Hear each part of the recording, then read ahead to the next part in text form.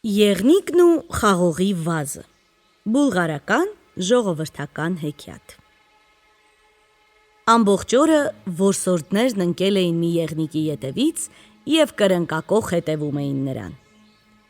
Իրիկնադեմին եղնիկը դուրս թռավ անտառից ու մտավ մոտիկ այգի։ Թաքնվեց ամենաստվերոտ վազի տակ և սպասեց։ Որսորդները մտան խաղողի այգին, շատ դես ու դեն ընկան, բայց ոչինչ չգտնելով, հրացանները նորից գցեցին ուսները ու ճամփա ընկան։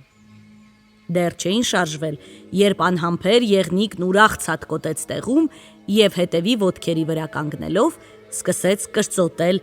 վազի բեղիկներն ու խաղողը։ Որսորդներից մեկը աղմուկի վրա շուռ եկավ և նկատեց, որ վազերի գագաթներն օրորվում են։ Անմիջապես հրացանն իջեցրեց ուսից և նշան բռնելով գետին տապալեց բկլիկ եղնիկին։ «Տեղն է քեզ», ասաց վազի կողքին բարձրացող դեղցենին, «շնորհակալ լինելու փոխարեն, որ թաքցրեց քեզ ու փրկեց կյանքդ, դու սկսեցիր նրա պտուղն ուտել»։